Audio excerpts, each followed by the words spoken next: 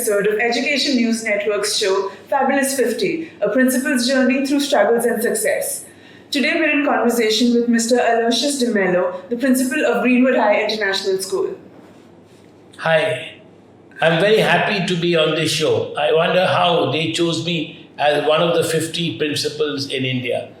So let's see what they have to say. We're so glad to have you on our show, sir. So, sir, could you tell us that being a principal requires you to depict a certain version of yourself, like being very strict and stern. But how are you outside of your profession? The students know me very well. I have there's a small line, actually an invisible line, which is drawn between the principal and the student. And they know it very well. I'm an extremely different person when I'm out of the chair that I sit on. I'm a friend to them. I'm a mentor to them. I listen to their troubles. But when they are in trouble and they have made a mistake, they know that they have crossed the line. So that's how I maintain my relationship with my students. And I have been very, very open. My door is open to all my students at any time. So, sir, how were you as a child? Were you notorious or were you reserved? I remember my days in grade 1. Grade 1A was where I was in St. Xavier's High School in Mumbai. And I was more in the principal's office than in the class because the teacher couldn't manage me. And I can remember very, very clearly back in those days that the teacher brought a skirt and she put it on me and put lipstick and rouge, etc. and made me stand and said, you should have been born a girl, you talk so much. So I was very, very difficult in school, and that's absolutely true. Right. So did you ever think of yourself as a principal? When you were a student, did you ever think you would become a principal? No, I dreaded that room. I dreaded the room because I remember very well Father Pereira was my principal, and he had a long cane which we used to get hit on our calves. And I dreaded the fact that somebody could be like this. I never dreamt that I would be in the chair, but the opportunity came to me in 2008, and I think I've been a successful principal all these years. So what was the one instance when you decided that you would become a principal? I was just offered this post by the then owner of the school, Mr. K. Vijay Kumar. And I actually told him that, sir, I really don't think that I'm fit for it. And he said, so why don't you try? And I have been successful, I think, in all these years. Yeah. So what is the funniest complaint that you've received from a teacher about a student? The funniest complaint is, sir, whatever you do, they don't do anything. And I keep laughing. And I say, if they do anything, do we require a teacher? And then they feel that I am actually pro-student, which I am not.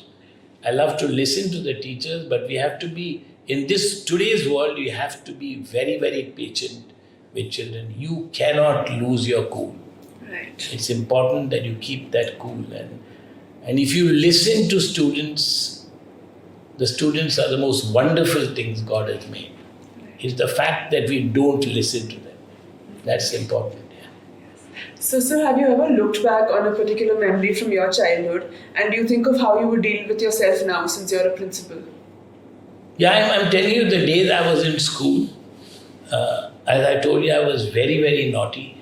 And I still remember the day in I think it was in grade 11, when the teacher said, last bench, get out. And we lifted that bench, put it out and came into the class. And the problem was we had the head boy, the assistant head boy, and of course me, because all three of us were notorious. And the principal couldn't do anything because it was the head boy. I still remember those days, and I get back and thinking that if I was principal, how would I have dealt with it? And I did deal with it in an instance which happened in school. And rather than, yelling and this and that, I called the kids together and I said, I think you've done wrong and you agree with what I've done. But what do they have to say to me? Sir, if the class was more interesting, we wouldn't have done it. So I think if you look at things very rationally, You got to understand very clearly that in order that a student needs to be engaged, the class needs to be interesting. And if the class is interesting, no child will ever be mischievous. So coming to a more serious question, what do you think is the importance of imbibing moral values in children today, considering that we're living in a time of rapid modernization? See, all these values needs to be instilled at home. The school can only provide the impetus for, doing something better in what the values. If you have set values in the house, the school can build on those values. But you cannot expect a school to have the values which the parents need to have. So in the beginning, the parents need to understand one great thing which very few parents today understand is that there is a word called no in the dictionary, which is never used today. Because you mollycoddle your child thinking that if you give in to your child will be with you. Please understand that today's child has no value for anything. So the value is no. And if you say this no once or twice, the child understands that there's no way I can get to.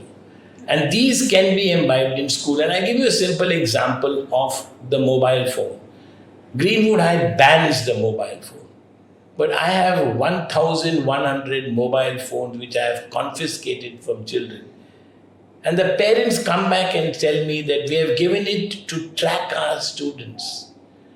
You cannot track your child with a mobile phone. It is impossible. You cannot. You cannot track your child with a mobile phone. It's out of the question. Because no child has what we call a GPS installed in their system. And children are very smart. So we need to trust them and trust the school. Yes. So, sir, what according to you are the essential characteristics of an effective principal? Very difficult to say. As far as I am concerned, the only thing that I need to say is that the principal should be understanding. The principal should understand the students, understand the teachers, understand the atmosphere today. We have to imbibe with the teachers, you have to listen to the teachers, you have to give them a lot of space to be on their own. Like Greenwood High, I never interfere with the teaching methodology. They teach, they give me the results, and the atmosphere that I've built in this school is of trust. So I listen to both the teacher and I listen to the student, and they know that they can come to my room and speak anything. And that's what is essential in today's principle. You cannot be sitting in a glass wall room thinking that you know everything. Right. Okay, so on that note, we're going to take a short break, but don't go anywhere because we're still in conversation with Mr. D'Mello, the principal of Greenwood High International School, Bangalore. Stay tuned.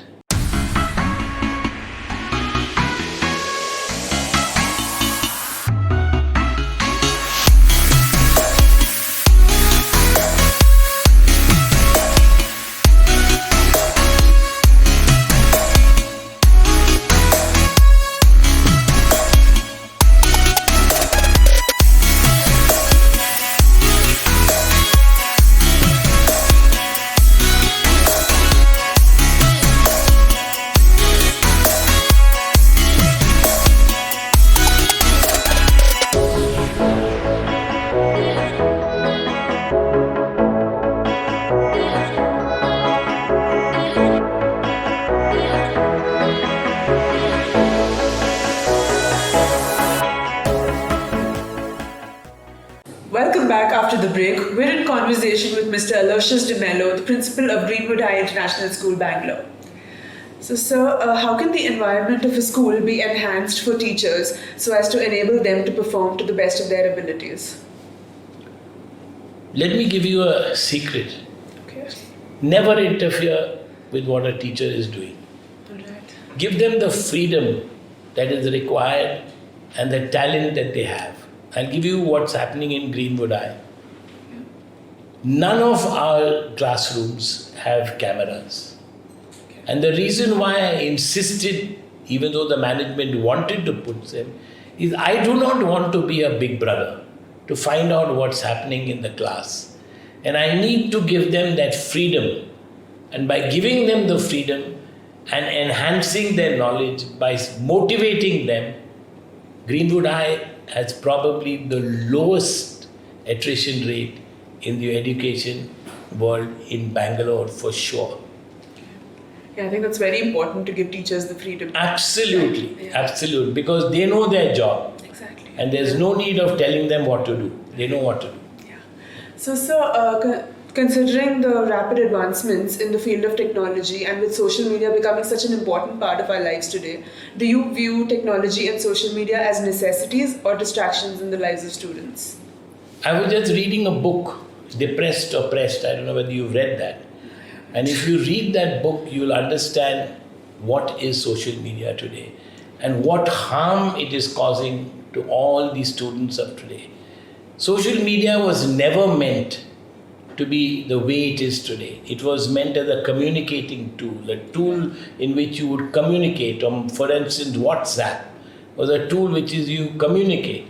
If WhatsApp was charged for every syllable that they wrote, nobody would write WhatsApp. So my suggestion is it's a distraction mainly for students because they are so good in the technology that they don't know, they get drawn into this. Things like Facebook, they get drawn into the likes and dislikes. Then Instagram and some new things which come up every day, which I keep hearing, is not what a child should be doing now. A child should be actually surfing on Google to find out things that would enhance their knowledge. In my opinion, it is a distraction, even though social media is something that communicates whatever you feel to others. But you must be very careful when you use it because you can be drawn into a system which you cannot come out from. And I think many people know of the effects of blue whale and how many children have, killed themselves thinking that they are going to there's something beyond that. Right. So it's important to understand, to differentiate between the pros and cons of social media, and parents need to be one of those factors that holds this key in their hand and don't give it to the children as they want it. Right. Okay, so in the context of modern society, how do we inculcate in children a healthy sense of competition without letting them get lost or disheartened by the rat race? In Greenwood High, let me tell you one thing very clearly. We do not inculcate the rat race. From the very beginning, we tell them that you need to work to your competence and you will succeed. So we do not push them. See, when you find that a student has dropped in a grade, then we try to counsel the student. Why have you dropped? And we don't push them or whip them and say, oh, you have to do this, you have to. Because it really makes no sense. All children to me are born with a purpose in this world. And as a school, we've got to pick out those little things that are in those children and hone their skills. Some kids may be good in maths, others may be good in English, others may be good in dramatics. It's for us as a school to pick up those qualities which has been given by the Creator to them and hone those skills. So we don't push them. They do that without us pushing. We just don't push them. We give them the atmosphere for them to excel. Right. So, sir, what do you think should be the extent of parental involvement in a child's education? And can you give us instances of when it can be too little or too much? If parents would be parents, I'll be very grateful to them. At most points of time, you will find a parent dictating to the child the course or the career that the child should take. Right. Gone are the days where you can tell your child that you should do science. He may do science because the poor boy or poor girl can say nothing to you, but he will be a failure in life. It makes no sense for us to push them too hard. As parents, we need to support our children.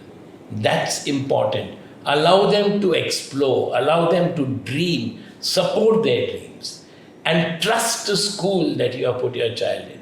Don't question the school on everything that the school does. The school knows how to run the school. If everybody knew how to run the school, we should have had many, many schools in each of the by-lanes in Bangalore. But there are few schools which have stood out and they know how to run. So parents should support their child. Let the parent not be sitting back at home and saying, now I have given my child to Greenwood, it's Greenwood's problem to look after the child. Sorry, the child belongs to you. Greenwood can only assist you in looking after the child. So my suggestion and my advice to parents is, be parents. Love your children. Give time to them. Even if they are big, give time to them and you will never lose them. With that, we come to the end of this episode. I hope you enjoyed this conversation as much as I did while chatting with Sir. For more such interesting sessions on knowing the journey of principals through struggles and success, log on to our website www.theenn.com and don't forget to like, share, comment and subscribe to our channel. For now, signing off, Nitya.